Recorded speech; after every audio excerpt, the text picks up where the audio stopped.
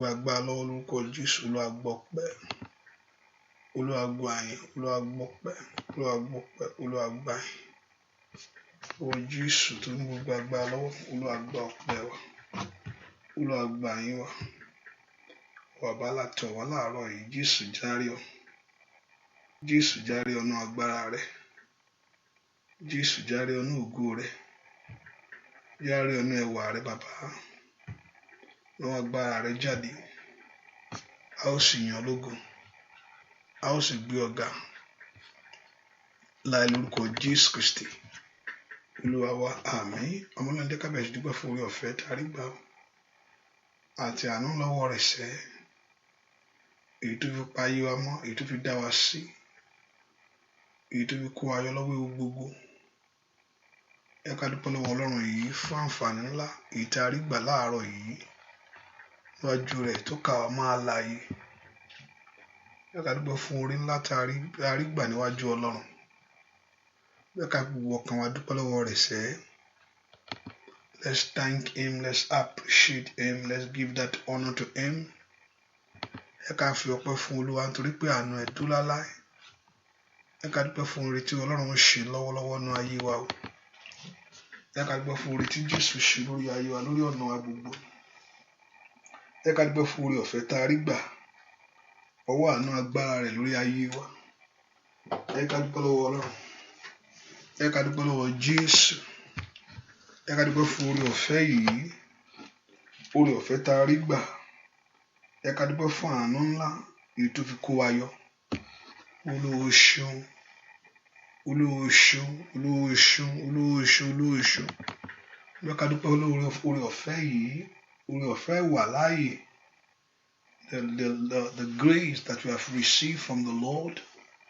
Oore ọ̀fẹ́ ìwà láàyè, ìwà láàyè ọ̀rọ̀ rẹ̀, ìwà láàyè lórí ayé wa, lórí ayé ọmọ, lórí iṣẹ́ gbogbo. Ẹ ká gbóhùn asókè ká yìn Ọlọ́run fún oore tó ń ṣe lọ́wọ́lọ́wọ́ yìí. Olúwa o ṣeun, Olúwa yìn ọ́, Olúwa gbé ọ ga fún àánú rẹ tí a rí gbà, fún oore ọ̀fẹ́ èyí tó fi pa wá mọ́, fún oore ọ̀fẹ́ èyí tó fi dá wa sí, fún oore ọ̀fẹ́ èyí tó fi kó wa yọ. Olúwa o ṣeun, jẹ́ ká dúpẹ́ fún oore ọ̀fẹ́ yìí. Pẹ̀lú ọmọ Ísírẹ́lì o máa ṣe o. Wọ́n tó pọ̀ nípa tagbára o ṣe. Wọ́n tó ní gbogbo agbára lọ́wọ́ o máa ṣe o. Wọ́n tó ní gbogbo ìyìn lọ́wọ́ o ṣe o. Fún àánú rẹ lórí ayé wa, fún ọwọ́ agbára rẹ lórí ayé wa, fún ọwọ́ agbára rẹ lórí ayé ọmọ gbogbo, fún ọwọ́ agbára rẹ lórí ẹbí wa gbogbo. Ẹ kó dúpẹ́ lọ́wọ́ Ọlọ́run yìí fún ohun tí Ọlọ́run ń ṣe lọ́wọ́lọ́wọ́. Ẹ kó dúpẹ́ lọ́wọ́ Ọlọ́run fún ohun tí Ọlọ́run ń ṣe lórí ayé rẹ. Olúwa o ṣeun, Olúwa o ṣeun, Olúwa o ṣeun, Olúwa o ṣeun, Olúwa o ṣeun, Olúwa o ṣeun. Olúwa yìn ọ́. Ẹ ká dúpẹ́ fún oore ọ̀fẹ́ yìí. Dúpẹ́ lọ́wọ́ Ọlọ́run ọba tó ṣàánú fún ọ, ọba tó òjòjú tì ọ́. Ìwọ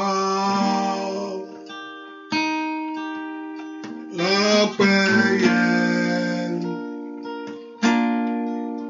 o ṣé o,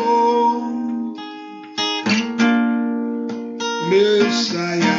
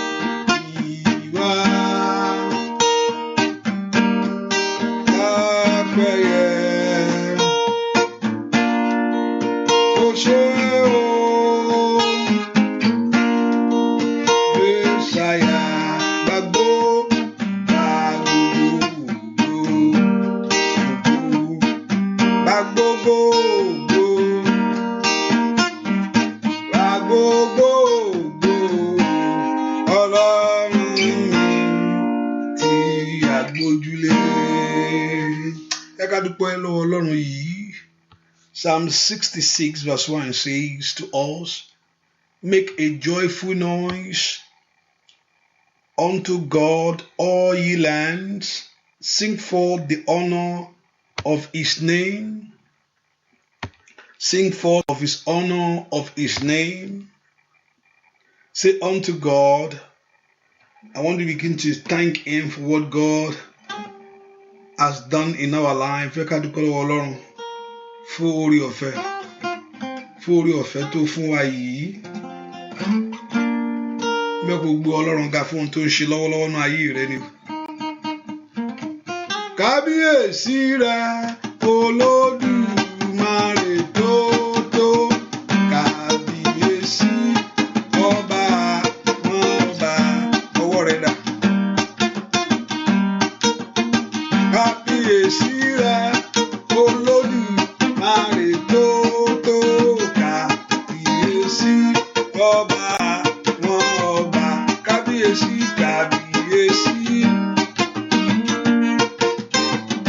Ọpẹ́ yẹ ọ́, ògo yẹ ọ́, ògo yẹ ọ́, ìyìn yẹ ọ́, ìyìn yẹ ọ́. Ọpẹ́ yẹ ọ́, ọpẹ́ yẹ ọ́. Kábíyèsí rẹ Olódùmarè tó kábíyèsí ọba wọn ọba ọwọ́ rẹ̀ dà. Tó báyìí Olúwa o, ọba tó pọ̀ nípa àgbàgbára, ọba ńlá Olódùmarè bàbá mi. Kábíyèsí Ọlọ́run ìmọ́lẹ̀, kábíyèsí ńlá Olódùmarè bàbá mi.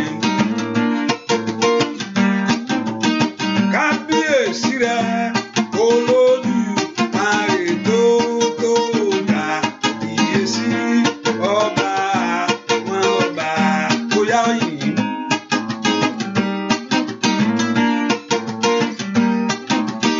Kábíyèsí rẹ Olódùmarè tó kábíyèsí ọba wọn ọba. Kábíyèsí rẹ Olúwa, ọba tó mọ̀lẹ̀ ṣaṣọ búra. Kábíyèsí rẹ Olúwa, ọba tó fi mọ̀lẹ̀ ṣaṣọ búra. Kí ló fi mọ̀lẹ̀ ṣaṣọ búra? Ó fi mọ̀lẹ̀ ṣaṣọ búra. Ó fi mọ̀lẹ̀ ṣaṣọ búra. Ó fi mọ̀lẹ̀ ṣaṣọ búra. Kábíyèsí rẹ Olúwa wa, ọba tó fi mọ̀lẹ̀ ṣaṣọ búra. Kábíyèsí rẹ Olúwa, ọba tó fi mọ̀lẹ̀ ṣaṣọ búra. Kí ló fi mọ̀lẹ̀ ṣe? Ó fi mọ̀lẹ̀ ṣaṣọ búra. Ó fi mọ̀lẹ̀ ṣaṣọ búra. Ó fi mọ̀lẹ̀ ṣaṣọ búra. Ó fi mọ̀lẹ̀ ṣaṣọ búra. Ó ṣé Jésù fún oore rẹ, arúgbó ìgbàanì, fún òyìnbó bàbá. Óyá ó ṣé Jésù fún oore rẹ, arúgbó ìgbàanì, fún òyìnbó bàbá. Ó ṣé Jésù fún oore rẹ, arúgbó ìgbàanì, fún òyìnbó. Bóyá dúpẹ́. Ó ṣé Jésù fún oore rẹ o, arúgbó ìgbàanì, fún òyìnbó bàbá. Arúgbó ìgbàanì, fún òyìnbó bàbá. Ó arúgbó ìgbàanì, fún òyìnbó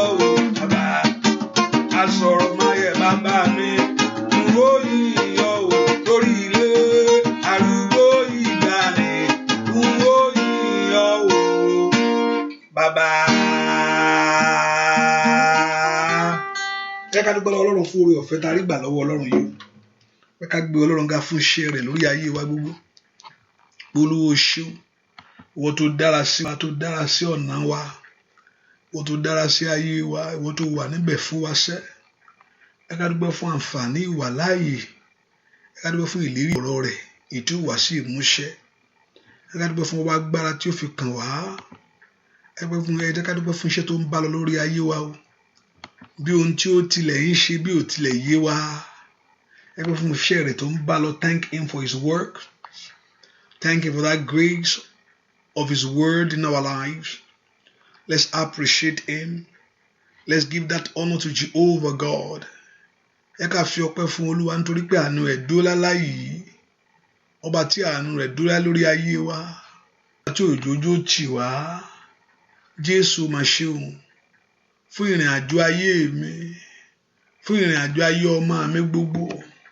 Let's begin to appreciate him. Ọpẹ́ yẹ ọ́ bàbá, ìyìn yẹ ọ́. Lekado le ma ashida kalabasintureba. Le prendo su katale mashindebo. Le kandele mokusanti le mokuteyabo.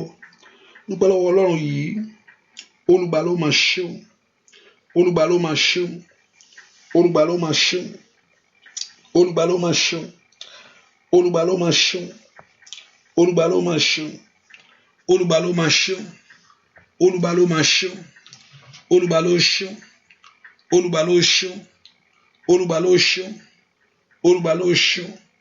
Fún oore ńlá ìwọ Ọlọ́run. Somebody lift your voice, give that praise to him. Somebody honor him for the faithfulness of God, for the love of God for your life, for the goodness of God in your own. Let's appreciate him and give that honor to him, the one that is worthy to receive it all. Fún ẹni tó tó bẹ́ẹ̀ láti gba gbogbo ògo yìí. Appreciate him for the goodness of him. Olúwa ṣeun, Olùgbà ló ṣeun. Asọ̀rọ̀ máa yẹ bàbá ó máa ṣe. Gbọ́ àdúà lórúkọ Jésù Kristi. Olúwa tó olùgbàlà wa, ẹ ká sọ fún Ọlọ́run. Tábàrí bí mo ti ṣẹ̀ sí ọ bàbá, Olúwa dáríjì mi. Olúwa fi ẹ̀jẹ̀ rẹ̀ wẹ̀ mí. Lord, forgive me all my sins. Ẹ pe orúkọ Jésù. Olúwa dárí ẹ̀ṣẹ̀ mi jì mí. All my sins, oh God. Olúwa dáríjì. Gbogbo ẹ̀ṣẹ̀ mi pátá tí ò ní jẹ́ rí ọ lónìí.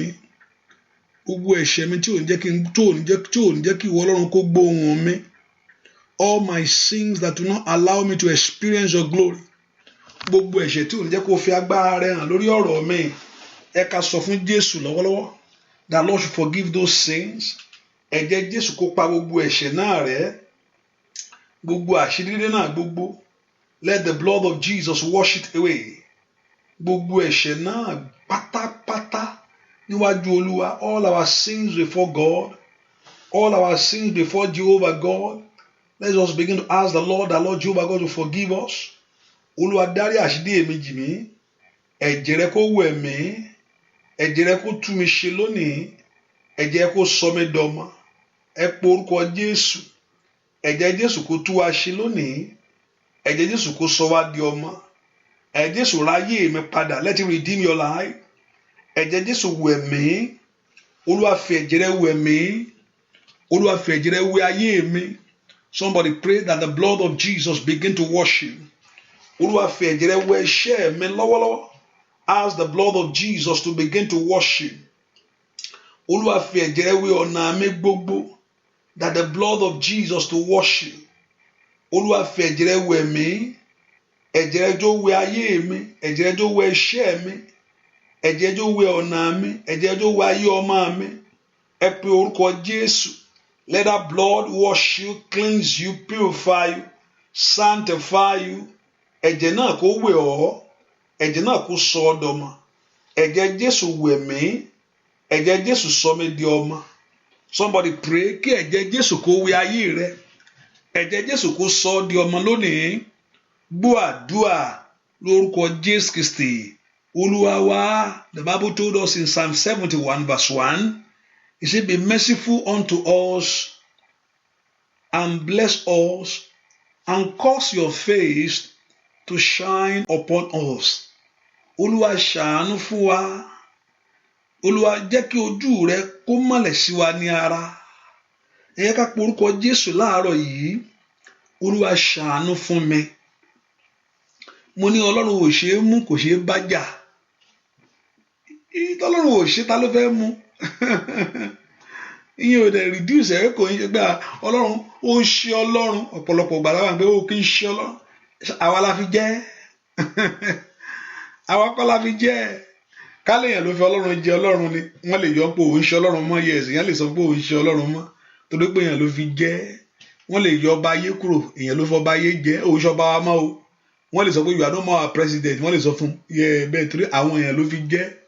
Torí pé kò sí èèyàn ló fi jẹ́, kò sí èèyàn tó fi Ọlọ́run jẹ Ọlọ́run. Ọlọ́run is God by himself, so kò lè yọ, kò sẹ́ni tó lè, ohun tó bá sọ kò lè múùfù ẹ̀. Àánú ni kò béèrè fún. Ó ṣe kò ṣe, Ọlọ́run ni. Ó ṣe kò ṣe, ó dá sí kò dá sí, Ọlọ́run ni. Kò reduce ẹ̀ pé Ọlọ́run kọ́.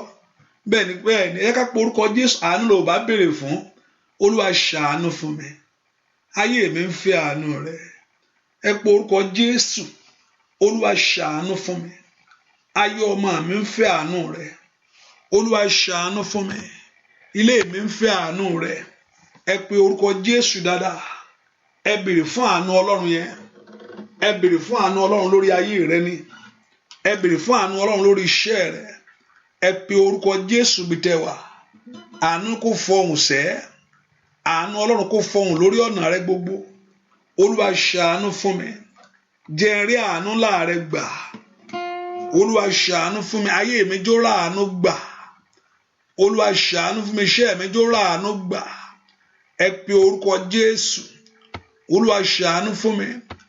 Jẹ́ ráàánú rẹ gbàṣẹ́. Olúwa ṣàánú fún mi. Olúwa jẹ́ ráàánú gbà. Ẹ pe orúkọ Jésù. Àánú ni o. Ask God to have mercy on you. Má ro tẹ̀ṣẹ̀ mi bàbá.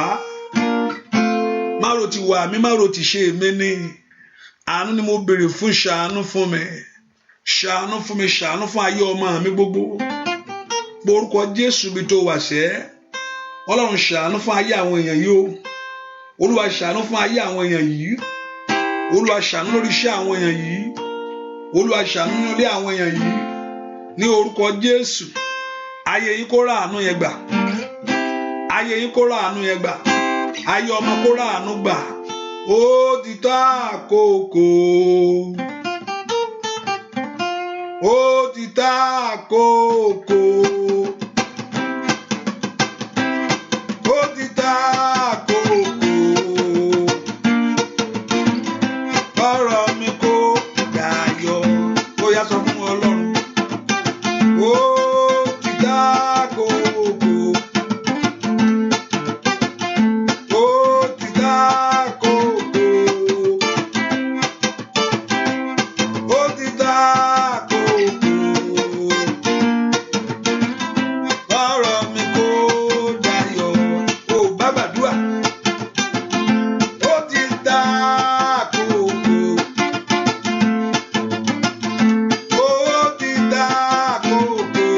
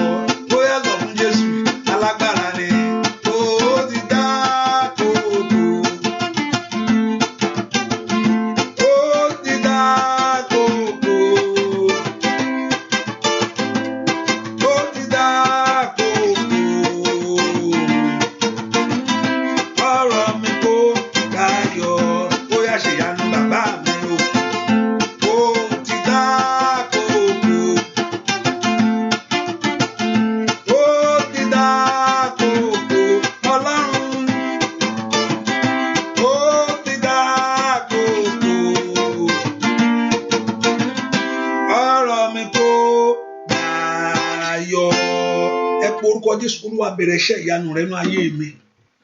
Olúwa náà wá gbá ẹ sórí ayé mi lọ́wọ́lọ́wọ́. Olúwa náà wá ìṣẹ́gun sórí ayé mi. The hand of your victory Olúwa náà jáde nínú àánú rẹ. Olúwa náà wá ìṣẹ́gun sórí ọ̀rọ̀ ayé mi. The hand of your victory, ọwọ́ ìṣẹ́gun, ọwọ́ ìdáǹdè Olúwa náà jáde. Ẹ pe orúkọ Jésù bí tẹ́ wà. Ọlọ́run ó ti tó àkókò kí ayé mi kó gba àtúnṣe. Ó ti tó àkókò kí ọ̀rọ̀ tèmi náà kó lójú. Ẹ pe orúkọ Jésù. Ó ti tó àkókò kí inú mi náà kó dùn, kémi náà kó ní ayọ̀ ohun rere. Ẹ pe orúkọ Jésù bí tẹ́ wà sẹ́. Olúwa ó tó àkókò. Olúwa ó tó àkókò. Ẹ sọ fún Jésù. Olúwa ó tó àkókò. Makatoli mashikalaba. La prendo shiketlebo. Ẹ pe orúkọ Jésù dáadáa. Ó ti tó àkókò. Ẹ pe orúkọ Jésù. Ó tó àkókò lórí ọ̀rọ̀ ayé mi. Ó tó àkókò lórí ọ̀rọ̀ iṣẹ́ mi. Ó tó àkókò. La praro batoli mashikayaba. La prendo tuka tele moshigabo. Ẹ pe orúkọ Jésù dáadáa. Ó ti tó àkókò nínú iṣẹ́ mi gbogbo. Ó ti tó àkókò nínú ayé ọmọ mi gbogbo. Ó ti tó àkókò lórí ilé mi gbogbo. Ó ti tó àkókò. Ẹ pe orúkọ Jésù dáadáa. Ó tó àkókò nínú ayé mi o. Ó tó àkókò nínú ọ̀nà mi. Ní orúkọ Jésù. Ó tó àkókò lórí iṣẹ́ mi. Ẹ pe orúkọ Jésù dáadáa. Olúwa ó tó àkókò. Ó ti tó àkókò lórí ilé mi. Ẹ pe orúkọ Jésù. Ó tó àkókò lórí ọ̀nà mi gbogbo. Ẹ pe orúkọ Jésù. Ọlọ́run ó tó àkókò fún mi láti dìde. Ó tó àkókò fún ayé àwọn èèyàn yìí láti ṣe rere. Ó tó àkókò Ọlọ́run alààyè kí ayé wọn kó gba ojútùú. Ó tó àkókò kó náwó agbára jáde o. It's time, oh God, to manifest your power. It's time to grant them the desires of your heart. Ó tó àkókò kí ohun rere kó tọ̀ ayé wọn wá. Ó tó àkókò kí orúkọ Jésù kó bùkún ọ̀nà gbogbo. Ó tó àkókò kí ìṣẹ́gun kó farahàn. Ẹ pe orúkọ Jésù bí tẹ́ wà. Ó tó àkókò láti kú ònú ìyà, láti kú lọ́wọ́ ẹkún, láti kú lọ́wọ́ òṣè. Ọmọlọ́run lánàá ó gbàdúrà sẹ́. Ó tó àkókò Olúwa. Makatoli makashandiaba. Ẹ pe orúkọ Jésù. Ó tó àkókò kí ayé àwọn èèyàn kó kú lọ́wọ́ ìrákòrò. Ní orúkọ Jésù. Ó dàn kí ọ̀rọ̀ yìí kó dayọ̀. Ó dàn kí ọ̀rọ̀ kó dayọ̀ ní ọdún yìí. Ó dàn kí ọ̀rọ̀ kó dayọ̀ nílé.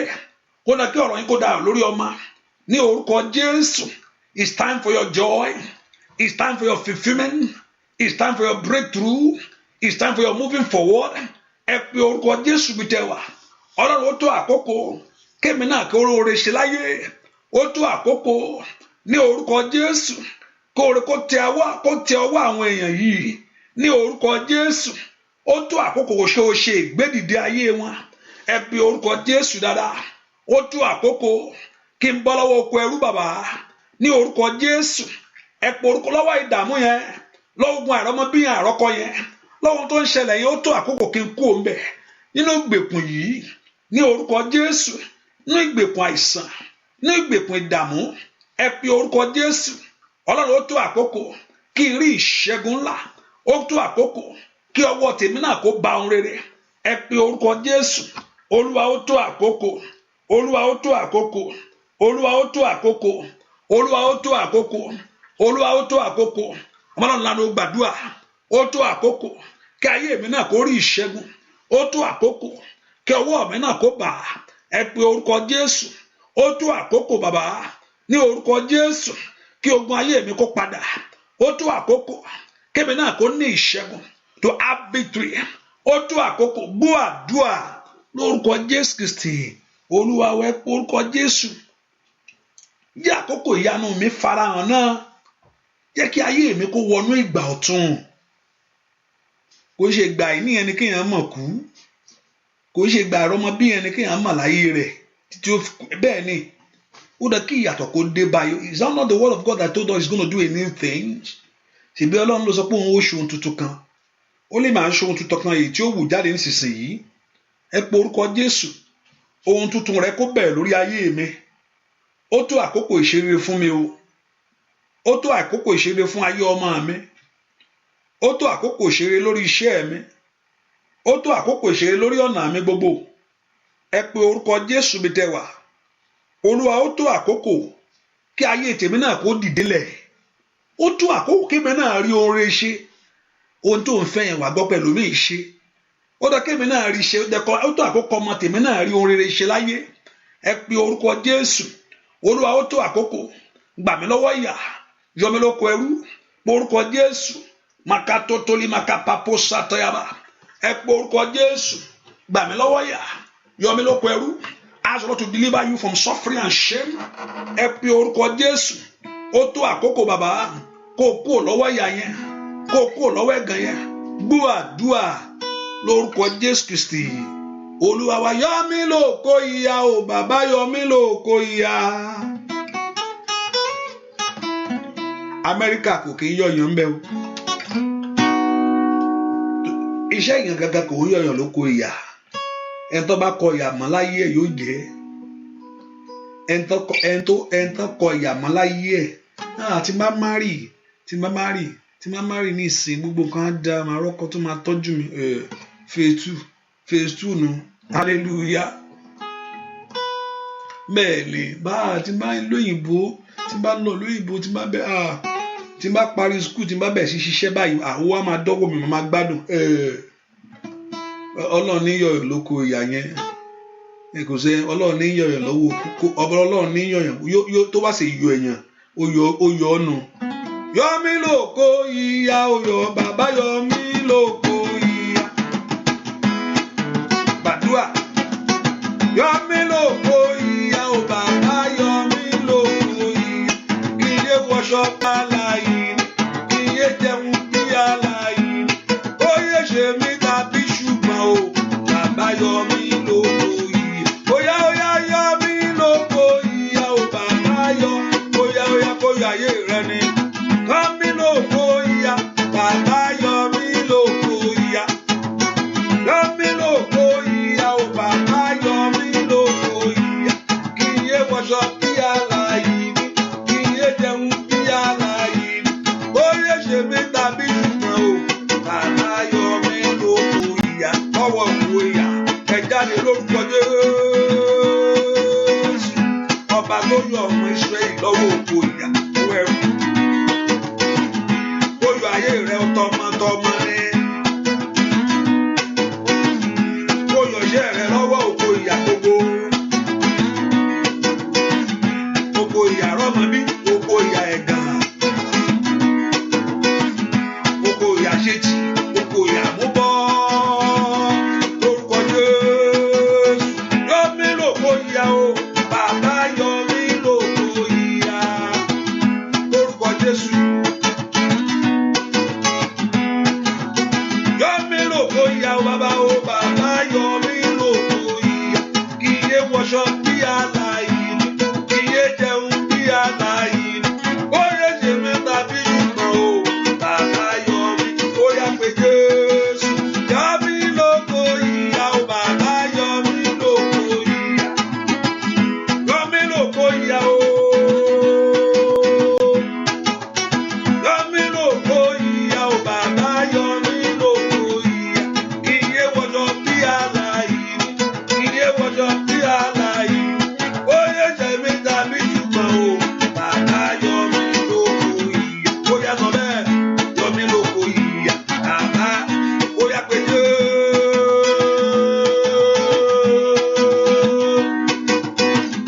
ó yá sọ fún ó dáwọ́ jáde o lọ́wọ́ òkú ìyà. Òkú ìyà ìjọsẹ́. Yọ mí lóko ìyà bàbá, yọ mí lóko ìyà. Ẹbí Jósẹ́fù ló jù sóko ìyà tiẹ̀. Kí ló jù ọ́ sóko ìyà tiẹ̀ o?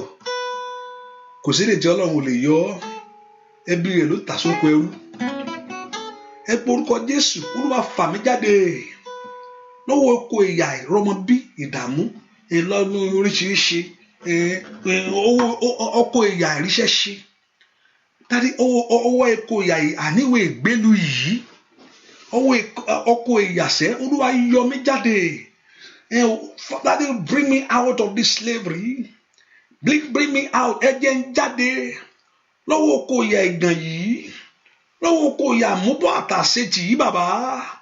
ẹ fa ìpín mi jáde ńbẹ̀, bring me out, ẹ fa yọ ọmọ mi jáde, ó dán kó jáde ńbẹ̀ sẹ́, lọ́wọ́ ìkòyà àìsàn yìí, ẹ pe orúkọ Jésù, Ọlọ́run mú mi jáde, ẹ pe orúkọ Jésù, Ọlọ́run mú mi jáde, lọ́wọ́ ìkòyà ìgàn, ẹ mú ayé mi jáde, lọ́wọ́ ayé ọmọ mi jáde, ó dán kó jáde ní ọdún yìí, ó dán kí ayé rẹ kó jáde, ó dán kí iṣẹ́ rẹ kó jáde, ó dán kí ilé rẹ kó jáde, lọ́wọ́ oko ìyàsẹ́, ẹ pe orúkọ Jésù, I got to bring you out, ní orúkọ Jésù, ogun ìdílé tó sọ sóko ìyà, lọ́wọ́ ogun ìyà, ogun ìdílé, ogun lé ọkọ, ogun lé àdúgbò, ogun lé ìjọ tó sọ sóko ìyà, lọ́wọ́ májẹ̀mú, ìkàtàyàbà tó lòdì tó sọ sóko ìyà, ní orúkọ Jésù, lọ́wọ́ ẹ̀ṣẹ̀ ètò sọ mí sóko ìyà, ó yá agbára jíde fà mí jáde mẹ́, ẹ tú mi sílẹ̀, ẹ tú àwọn èèyàn ilẹ̀, be delivered from that power, be free from that power that hold you in slavery, that hold your life down, ní orúkọ Jésù, lọ́wọ́ kò yà àìsàn, ẹ pe orúkọ Jésù, ẹ̀jẹ̀ ń jáde, ẹ̀jẹ̀ ń jáde, ẹ̀jẹ̀ ń jáde, màmá lánàá ó gbàdúrà, ó dá kó jáde tọmọtọmọ ni ó dá kí ìpín rẹ jáde mẹ́, ó dá kí ìpín ọmọ rẹ jáde mẹ́, lọ́wọ́ oko ìyà yẹn ni ó jáde, orúkọ Jésù kó mọ́ jáde, agbára jíde kó mọ́ jáde, ọwọ́ oko ìyà tó pọ̀ òní lọ́kọ, pọ̀ òní ọwọ́ oko ìyà tó pọ̀ òní níbùjókòó, ní orúkọ Jésù, ó yá, lọ́wọ́ oko ẹ̀gẹ̀gàn yẹn, ní orúkọ Jésù, lọ́wọ́ oko ìyà àṣetì yẹn, ẹ̀jẹ̀ ń jáde, ẹ fà mí jáde, ẹ fà mí jáde, ẹ pe orúkọ Jésù, kàdólì makapayaba, ẹ mú ìpín àwọn ẹ̀ jáde, bring them out to God from that power, bring them out to God. Ọmọ Ísírẹ́lì bọ́, ó bọ́ lọ́wọ́ oko ẹrú yẹn, ó dá kí ìpín rẹ̀ kó bọ́, ìpín tèmi náà kó mẹ́, ìpín ayé àwọn èèyàn kó mẹ́, ìpín rẹ̀ kó mẹ́, ibi tí ayé kọ́ sí, ibi tí ayé dà pọ̀ mọ́, èyí tó lòdì, ibi tí ayé kọ ìpín rẹ̀ mọ́, ibi tí ayé dà pọ̀ mọ́, ní orúkọ Jésù, èyí tí ò mú ìṣeré wá, èyí tí ò mú ògo kó tàn, ní orúkọ Jésù, ó yá gbogbo ilẹ̀ ìṣeré, èyí tí ayé sọ di aṣálẹ̀ nú ayé rẹ lónìí, rí kàtàyàbà lọ́tọ̀ di màkàtà, àìrónú lọ, àìróore kan parí, àìláṣeyọrí oore kan, ó yá, ẹ̀jẹ̀ ń jáde ńbẹ̀, ẹ̀jẹ̀ ń jáde ńbẹ̀, ẹ yọ ìpín mi jáde, ẹ yọ ìpín mi jáde, ẹ yọ ìpín àwọn ẹ̀ jáde, lọ́wọ́ oko ìyà yẹn, lọ́wọ́ oko ìyà ogun ìran, ogun ẹ̀jẹ̀, lọ́wọ́ oko ìyà gbèsè, ó yá, àìnífọ̀kànbalẹ̀, àìláṣeyọrí oore kan, ó yá,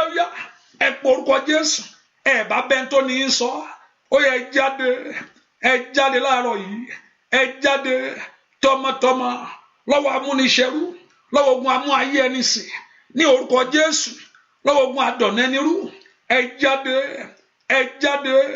come out of it, ẹ jáde tọmọtọmọ, ẹ jáde tilétilé, iṣẹ́ yẹn kó jáde, lọ́wọ́ pẹ̀lú yẹn, ẹ jáde, ní orúkọ Jésù, ẹ jáde, ó yẹ jáde, agbára jíde, kó mú yẹ jáde, ẹ jáde lónìí, gbogbo ẹ̀jẹ̀ ayé dè mọ́lẹ̀, ẹ jáde núpẹ́, ẹ jáde lọ́wọ́ ogun ìdílé, ẹ jáde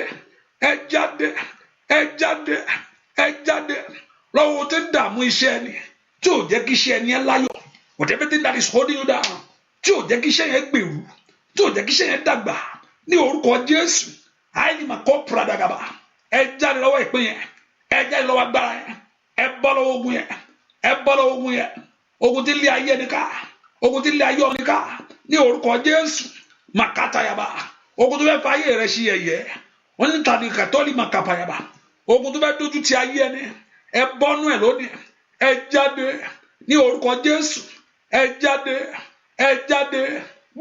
dúà, orúkọ Jésù Kristi, Olúwa wa, lọ́wọ́ ogun tó mú oríire le fún mi, lọ́wọ́ ogun tó mú oríire nira, Olúwa gbà mí. Ẹlòmíì wọ́n jọ ń gba owó sálárì kan, wọ́n jọ ń gbà àwọn the same salary, you are earning the same salary, and àwọn tẹ́jọ́ ń ṣe yẹn á dẹ̀ máa ṣe nǹkan lá, àti wá ṣe nǹkan kan ṣáà máa gba tiẹ̀ sọnù ṣá the same salary ni o ẹlòmíà kan máa bá àánú pàdé ẹ pé orúkọ Jésù ìwọ ogun tó mú oníire le fún mi ìwọ ogun yẹn parẹ́ lónìí the same place ẹlòmíà bá dé lẹ́yìn olúwẹ̀ lẹ́yìn ibi tó bá olúwẹ̀ láti fún olúwẹ̀ sí gbogbo ogun tó mú oríire le fún ayé mi that make things good things hard for you ìwọ ogun tó mú oríire le fún ìrìn àjò mi ẹ wò àwọn tó pọ̀nà lọ́gbọ̀n tó pé àǹtí ẹ̀ pọ̀ ti fún wa báyà wa ti rí tiwa gbà ẹ̀ ń kílẹ̀ wí àǹtí ẹ̀ pẹ́ mi ọlọ́run tó wà nú ẹ̀ wọ́n ti fún wa wọ́n ti fún yín bàbá yín gbàdúrà ọlọ́run bá yín ṣe tiyín náà ìwọ ló fọ̀nà àwọn o hallelujah àwọn tó tún jù lọ ọlọ́run ẹ̀ kí wọ́n mẹ́kì hàn dìbò dáyà àǹtí mi ẹ pọ orúkọ Jésù gbogbo alágbá tó mú orin le fún ayé mi lónìí ìwọ ogun náà ṣẹ dàpá kòtàlì máa ṣí dàbàkàtàlì bùkútàlì pìtà máàlì máa kórè bàkàlì ogun tí ò fẹ́ kí ìgbésẹ̀ ìgbésẹ̀ fún rere rọrùn kó máa báyìí tó fẹ́ pé ọjọ́ lọ mọ́ mi lọ́wọ́ ètò fẹ́ kí ìgbà àti àkókò sọnù ẹ pe orúkọ Jésù àwọn afẹ́ sọ ayé ẹni dá láì máa ń ṣe bẹ́ẹ̀ máa ti pẹ́ bẹ̀yẹn náà ẹ̀yin náà kọ́ bẹ̀rẹ̀ báwo ló ṣe wá rí bẹ́ẹ̀ yẹn báwo amúròpẹ́ ní education yẹn náà ẹ pe orúkọ Jésù ìwọ tó mú ogun tó mú orin lé fún mi that make things tó mú orin lé that is making things difficult for you wọ́n agbá tí ò fẹ́ kí afẹ́rẹ́ fẹ́ sí ọ̀nà rẹ̀ ìwọ ogun náà ṣẹ lónìí ìwọ ogun tí ayé gbé tì mí yìí ìwọ ogun tí ayé gbé ti iṣẹ́ mi yìí ìwọ ogun tí ayé gbé ti ọ̀nà mi yìí èyí tó sọ mí di aláìmọ̀ṣe ènìyàn èyí tó sọ ayé ọmọ mi di aláìmọ̀ṣe ènìyàn ìwọ ogun ajínigbé mọ́ mi lọ́wọ́ ogun alọ́nilọ́wọ́ gbà ní orúkọ Jésù ogun agbára sọnù ìwọ ogun àìsàn yìí ẹ pe orúkọ Jésù Olúwa bọ́ wí lórí ayé mi Olúwa bọ́ wí lórí iṣẹ́ mi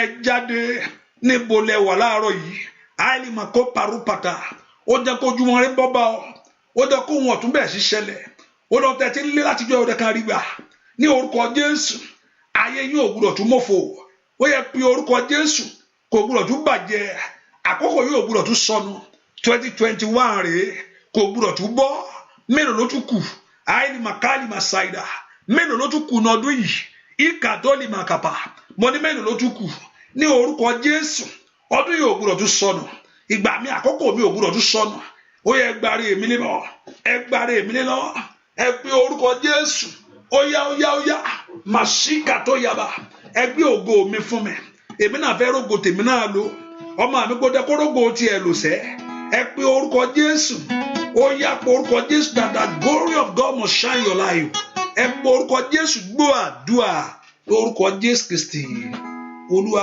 wa ẹ̀yin tẹ̀ tí ì ṣe àkíní ó yẹ ìfiránṣẹ́ èmi ń gbọ́ gbàre èmi ń gbọ́ gbàre máa rí tèmi gbà èmi ń gbọ́ gbàre èmi ń gbọ́ gbàre lórí ọmọ o lórí iṣẹ́ èmi ń gbọ́ gbàre àrí tìrẹ gbàṣẹ́ o èmi ń gbọ́ gbàre wàá rí tìrẹ gbà èmi ń gbọ́ gbàre lórí ọmọ èmi ń gbọ́ gbàre ẹ̀rí tí yín gbà èmi ń gbọ́ gbàre gbogbo ọ̀nà óyá èmi ń gbọ́ gbàre lórúkọ Jésù. Àkókò gbúdọ̀ tún sọdún mọ́ lọ́wọ́ óyá èmi ń gbọ́ gbàre nínú ọdún 21 èmi ń gbọ́ gbàre nínú ọgọ́sì óyá èmi ń gbọ́ gbàre lórúkọ Jésù nínú àdúrà yìí èmi ń gbọ́ gbàre níwájú Olúwa níwájú Ẹlẹ́dàá mi óyá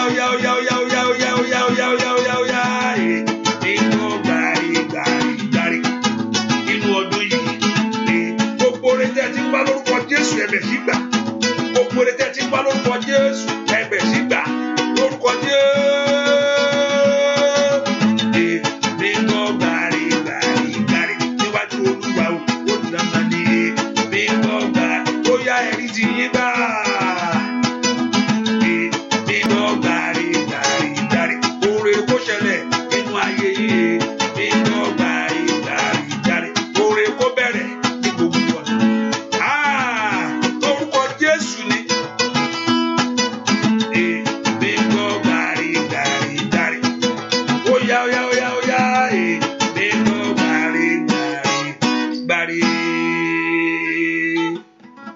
orúkọ Jésù ẹjọ́ kàn mí.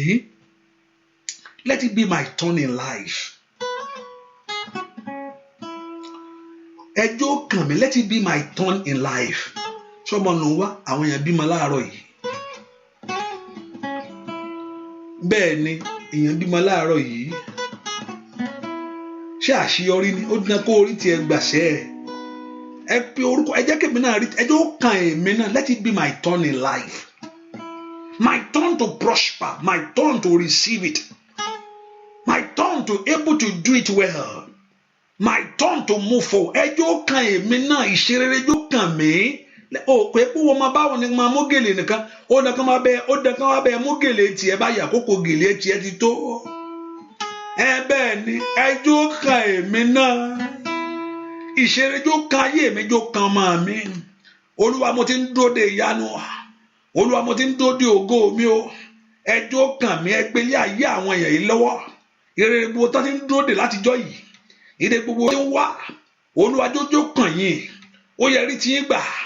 Wà lọ́wọ́ gbà ìwà gbà tí ń di ayé ẹ lọ́wọ́ ẹ gbọ́rọ̀ ẹ pòórá. Àgbà tó ní kò ní ṣe é ṣe.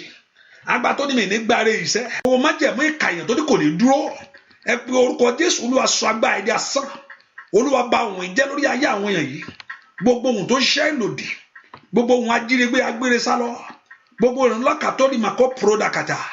Ẹ pe orúkọ Jésù. Ó dọ̀kẹ́ ríre tí yín gbà. Ó dọ̀kẹ́ rí ayọ̀ tí yín gbà. Ó dọ̀kẹ́ rí ògo tí yín gbà. Ó dọ̀kẹ́ rí ìbùkún tí yín gbà. Ire ayé yín kó fara. Ire ayé yín kó fara. Ire ayé yín kó fara. Ire ayé yín kó fara. Ire ayé yín kó fara. Ire ayé yín kó fara. Ire ògo kó fara. Ní orúkọ Jésù. Ire ìrànlọ́wọ́ kó fara. Ní orúkọ Jésù. Ó dọ̀ kí ògo kó bú jáde. Ó dọ̀ kí ògo kó bú jáde. Ó dọ̀ kí ògo kó bú jáde. Ògo yín kó bú jáde. Ògo ilé yín kó bú jáde. Ògo ọmọ kó bú jáde. Ó dọ̀ kẹ́ rí ògo náà lò. Ó dọ̀ kẹ́ rí ògo náà lò. Ó dọ̀ kẹ́ rí ògo náà lò. Ní orúkọ Jésù. Ó ní kọ́lọ́run kó ṣàánú fún yín. Kọ́lọ́run kó ṣàánú fún yín. Mo ní kọ́lọ́run kó ṣàánú fún yín. Mo ní kọ́lọ́run kó ṣàánú fún yín. Mo ní kọ́lọ́run kó ṣàánú fún yín. Gbọ́ àdúrà lórúkọ Jésù Kristi. Olúwa wá pé orúkọ Jésù. Olúwa gbogbo rere tí mo ti ń lé látijọ́ yìí. Olúwa mú mi bá lónìí. Ire gbogbo tí mo ti ń gbàdúrà fún. Ire tó ti ń gbàdúrà fún. Olúwa àdúrà mi jó gbà lórí ẹ̀. Àdúrà mi jó gbà lórí ire gbogbo. Èrè àdúrà nìyẹn kékeré gbàdúrà kọ́ ni èmi ò bìlí pé kéèyàn kan gbàdúrà o. Èrè àdúrà ni pé kò gbà kí result jáde bẹ́ẹ̀ ni bẹ́ẹ̀ lèyàn ṣe gbàdúrà. Tí yẹn kan gbà lọ́tún gbà parí ètò tí ò sí nǹkan kan tó wà ń bẹ ayé òyẹ̀yẹ olúwẹ̀ ó sọ pé ṣùgbọ́n tó bá gbà àwọn gàlábùgà jọ kò rí much. Eré gbogbo yóò tẹ̀ mí náà lọ́wọ́ àdúrà mi yóò gbà.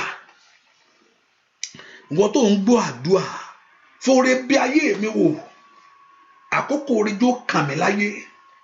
Olúwa gbọ́ àdúrà mi. Ẹ pé orúkọ Jésù gbọ́ àdúrà mi bàbá. Ẹ jẹ́ kí èmi náà rí ògo eléyìí lò. Olúwa gbọ́ àdúrà mi. Ọmọ mi yóò ṣoríire. Ọmọ mi yóò ṣoríire. Ọmọ mi jèrè jáde fún wa. Gbogbo tẹ́ ń gbàdúrà fún ó dá kí ìmúṣẹ ìlérí Ọlọ́run kó ṣẹ. Olúwa jẹ́ kí àdúrà mi gbà lórí ọmọ. Àdúrà mi gbà lórí ọmọ. Ọlọ́run lanu kó gbàdúrà. Àdúrà mi gbà lórí ọkọ. Ó dá kí irógo ìlò. Ó dá kí ẹ rí ògo ìlò. Ó dá kí ẹ rí ògo ìlò. Ó dá kí ẹ rí ògo ìlò. Ó dá kí ẹ rí ògo ìlò. Ó dá kí ẹ rí ògo ìlò. Ó dá kí ẹ rí ògo ìlò. Ó dá kí ẹ rí ògo ìlò. Ó dá kí ẹ rí ìbùkún ìlò. Ní orúkọ Jésù. Ó dá kí ẹ rí ògo ìlò. Ẹ pe orúkọ Jésù dáadáa. Ó dá kí ẹ rí ògo ìlò. Ó dá kí ẹ rí ògo ìlò. Ó dá kí ẹ rí ògo ìlò. Ní orúkọ Jésù. Ó dá kí ẹ rí ògo ìlò. Kadoli mashidaba. Kadoli makotoli mashida. Kadoli mako pradagabo. Ẹ pe orúkọ Jésù dáadáa. Ó dá kí ẹ rí ògo lò. Ó dá kí ẹ rí ìbùkún lò. Ó dá kí ẹ rí ògo lò. Ẹ pe orúkọ Jésù. Ó dá kí ẹ rí ògo ńlá ìlò. Ó dá kí ẹ rí ògo Olúwa. Ó dá kí ẹ rí ògo Olúwa. Ó dá kí ẹ rí ìbùkún Olúwa. Ní orúkọ Jésù. Ó dá kí ẹ rí ìyanu Olúwa. Ìyanu Olúwa kó fara nínú ayé yín. Ìyanu Olúwa kó fara nínú ọ̀nà yín. Ìyanu Olúwa kó fara. Ìyanu Olúwa kó fara ẹ pé orúkọ Jésù dáadáa màsó tó lékaba gbọ́ àdúà lórúkọ Jésù Kristi. Olúwa wá jẹ́ kádúrà mi gbà, Olúwa jẹ́ kádúrà mi gbà, Ọlọ́run má jẹ́ kí èṣù fìyà jẹ mí láyé, jẹ́ kádúrà mi gbà, Olúwa óyá ó jẹ́ kádúrà mi gbà, Olúwa jẹ́ kádúrà wa gbà, Ọlọ́run má jẹ́ kí èṣù fìyà jẹ mí láyé, jẹ́ kádúrà mi gbà, Olúwa ayé retí ògo Olódùmarè bàbá. Wọ́n tún torí ọkọ̀ ń gbàdúrà láàárọ̀ yìí lọ́sàn-án lóru bàbá mi ni. Ayé fẹ́ rí Olódùmarè nínú ayé wa. Àdìsọ́pọ̀ òun nìkan ló lè ṣe é.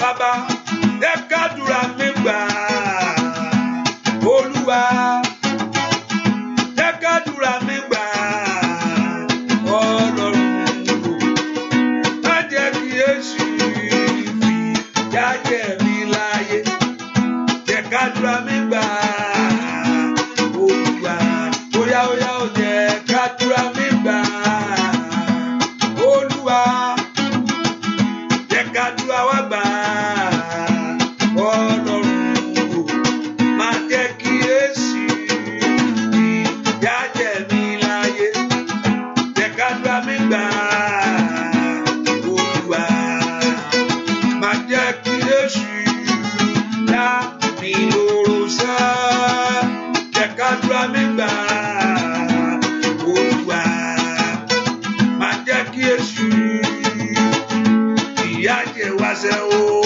jẹ́ kádúrà wa gbà, Olúwa má jẹ́ kí èṣù fìyà jẹ wá o, Olódùmarè jẹ́ kádúrà wa gbà, bóyá pé yóò má jẹ́ kí èṣù fìyà jẹ mí sẹ́ o, jẹ́ kádúrà mi gbà, Olúwa má jẹ́ kí èṣù dá wa lóró, Olódùmarè jẹ́ kádúrà wa gbà,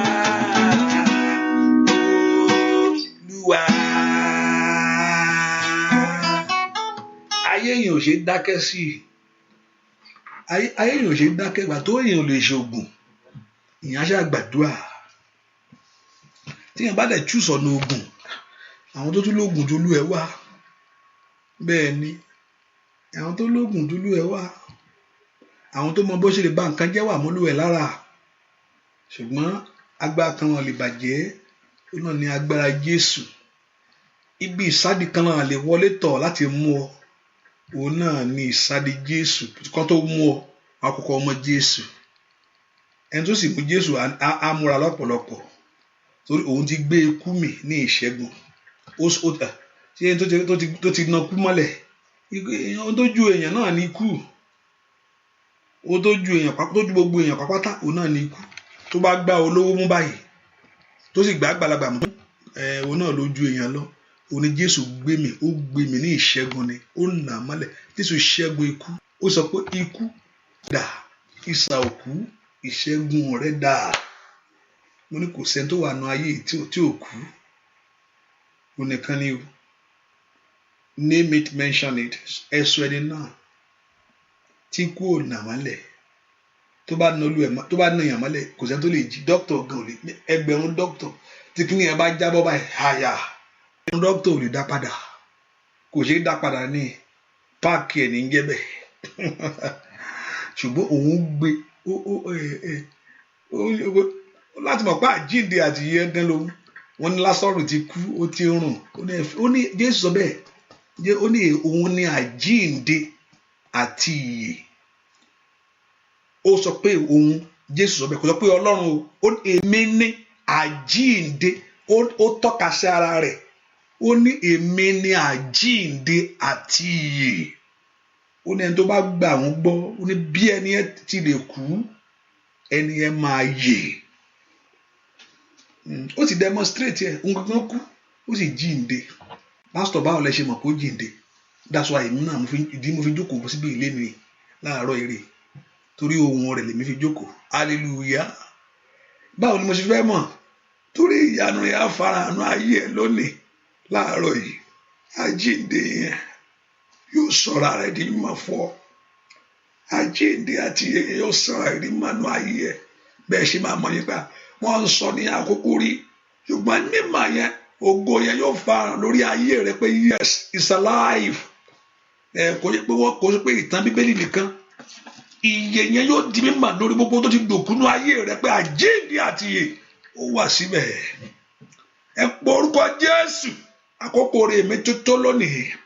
Ìwọ Jésù sọ̀rọ̀ rẹ ní mímọ̀, jẹ́ àdúrà mi gbà. Nínú àdúrà yìí, jẹ́ kí èmi náà rí tèmi ṣàrọ̀ yìí. Mo fẹ́ bẹ̀rẹ̀, mo fẹ́ kó ohun tuntun kó bẹ̀rẹ̀, ohun tí mo ti lé tí mi bá, mo lè wá sọ́dọ̀ ẹ. Ẹ gbélé mi lọ́wọ́. Ohun tí mo wá kiri tí mi ì tí ì rí, ó yẹ wá fún mi. Ẹ pe orúkọ Jésù. Ohun tí mo ti wá mo wá sọ́dọ̀ ẹ o. Ìwọ Jésù bẹ̀ sí sọ́ra ẹ rí mà. Ó yá sọ̀rọ̀ ẹ rí mi. Mo ti sọ pé àjíǹde àti ìyè ni ọ́. Mo sọ pé ìwọ ni ìṣẹ́gun lórí ohun gbogbo. Láàárọ̀ ìsọ̀ra rẹ di mímọ̀ nú ayé àwọn èèyàn yìí. Ní orúkọ Jésù, ó yá sọ lórí ohun tán sọ yẹn, jẹ́wọ́ agbára rẹ bẹ́ẹ̀. Bóyá tó yẹn ni kò fara rẹ hàn. Bóyá tó yẹn ni kò fara rẹ hàn. Ní orúkọ Jésù, torí orúkọ rẹ àti májẹ̀mú rẹ. Ní orúkọ Jésù, ṣe bẹ́ẹ̀ nú ayé àwọn èèyàn yìí. Ayé wọn jórí gbà. Ayé yín jórí àánú gbà. Ayé yín jórí ògo náà lò. Ayé yín jórí àánú gbà. Ayé yín jórí ògo náà lò. Ní orúkọ Jésù, ayé yín kó rí àánú gbà. Ayé yín kó rí ògo náà lò. Gbogbo ajógo gbé adé ògo lọ́wọ́. Gbogbo adíṣẹ́ lọ́wọ́, Jésù tẹ̀rí lọ́wọ́. Agbára àjíǹde, Jésù tẹ̀rí. Ọ̀nà àbáyọ yín là. Ọ̀nà ìṣeré yín là. Ní orúkọ Jésù, ẹ rá àánú gbà. Láàárọ̀ Ọlọ́run tẹ gbẹ́kẹ̀lé, tẹ wojú ẹ̀ kó ṣàánú fún yín. Gbogbo ìpòrúurú ọkàn, gbogbo ìbànújẹ́ ọkàn, ẹkún inú ọkàn, ẹkún wà inú ọkàn lómi, inú ọkàn ló ti ń sún. Gbogbo ẹkún inú ọkàn, gbogbo ìbànújẹ́ ọkàn, ní orúkọ Jésù kọ́lọ́run kó tán lónìí. Gbogbo ìdààmú inú ọkàn kọ́lọ́run kó tán. Mo bi tí ìrètí ti pin, ní orúkọ Jésù kó Olúwa kó dìde fún yín. Ní orúkọ Jésù, ẹ rá àánú gbà. Ẹ rí àánú ńlá gbà. Ẹ rí àánú ńlá gbà. Ẹ rí àánú ńlá gbà. Ẹ rí àánú ńlá gbà. Ẹ lọ rí ògo lò. Ẹ lọ rí àánú gbà. Ẹ lọ rí ògo lò. Ẹ lọ rí àánú ńlá gbà. Ẹ lọ rí ògo lò. Ẹ lọ rí ìrànlọ́wọ́ gbà. Ní orúkọ Jésù, Olúwa kó bò yín láṣìírí. Àṣírí yóò ní tú. Ayé ò ní yọ̀ yín. Ohun tẹ bá wá síwájú Olúwa láàárọ̀ yìí, lórúkọ Jésù kó bọ́ sí. Ogun tó lé yín wá, lórúkọ Jésù kó padà. Ní orúkọ Jésù, ogun tó lé ayé ẹni ká kó padà. Ẹ rí àánú gbà. Ẹni tí ń béèrè ní rígbà. Eléyìí tẹ béèrè nígbà. Eléyìí tẹ kanlẹ̀kùn rẹ̀ kọ́lọ́run kó dáhùn. Ìyanu yín kó fara. Ìyanu yín kó fara. Ògo yín kó bú jáde. Ọwọ́ yín kó tẹ̀ láyé. Ojú ò ní tì yín. Ẹ ní dẹni ẹ̀gàn. Ẹ ní dẹni yẹ̀yẹ́. Ayé ò ní yọ ayé yín o. Ní orúkọ Jésù, Ọlọ́run tẹ gbẹ́kẹ̀lé kó sọra ìdímọ̀ fún yín. Ẹ gbẹ́kẹ̀lé láàárọ̀ yìí.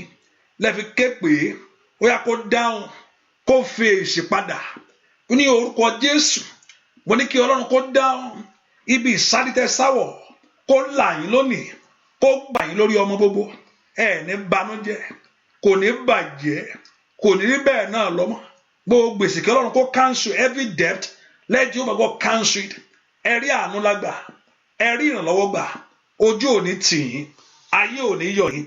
Bẹ́ẹ̀ ni ó sì rí. Ó yẹ nawọ́ yín jáde. Gbogbo ọwọ́ tó nawọ́ síta níwájú Olúwa ní orúkọ Jésù. Ó yẹ rí àánú gbà o. Gbogbo ọwọ́ tó nawọ́ síwájú wa fún Olúwa fún ẹ̀bẹ̀ ní orúkọ Jésù kó Olúwa kó dáhùn. As you stretch forth your hands before the Lord, let God answer you. Let God give to you every desires of your heart. Let heaven grant unto you. Ẹ rí ìyanu. Bẹ́ẹ̀ ṣe ń jáde, ẹ jáde sọ́wọ́ eré. Ẹ ní jáde sọ́wọ́ ikú. Ẹ ní jáde sọ́wọ́ àìsàn. Aláàbò Góṣènì kó pa yín mọ́. Ní orúkọ Jésù. Aláàbò Góṣènì kó pa yín mọ́. Kó dá yín sí. ní orúkọ Jésù kó yọ yín lọ́wọ́ ewu gbogbo, kó rí áńgẹ́lì rẹ̀ kó yí yín ká tilétilé tọmọtọmọ, ìrìn àjò gbogbo lórúkọ Jésù kọ́lọ́run kó ṣáájú yín lọ. Ẹ ní sọkún o, ẹ ní banújẹ́, bẹ́ẹ̀ ni ó sì rí. Ìbéèrè yín ó yẹ rí èsì kíákíá kí ọ̀sẹ̀ yìí tó parí, ẹ rí èsì kí ọ̀sẹ̀ yìí tó tán, ẹ rí èsì ìyanu, ẹ rí èsì ògo. Olúwa kó ṣe bẹ́ẹ̀, kó ṣe bẹ́ẹ̀.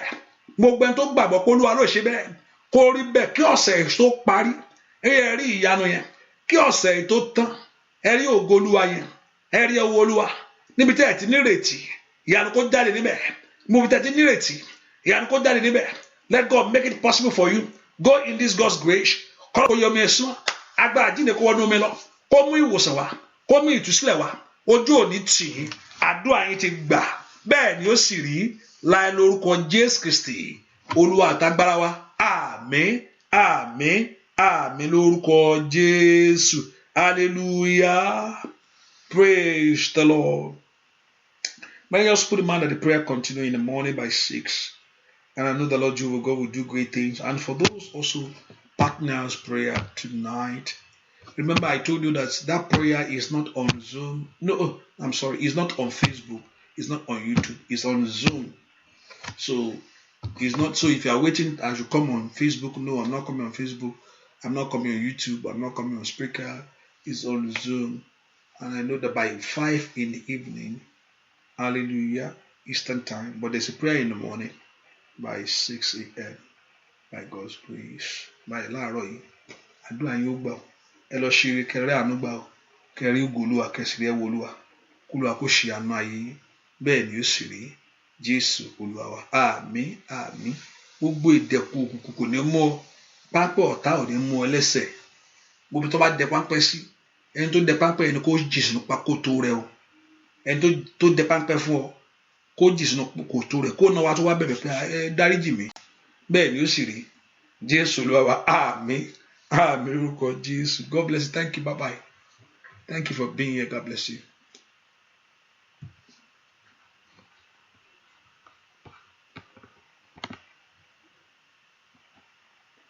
Ó lágbára láti sọ̀rọ̀ mi dayọ̀.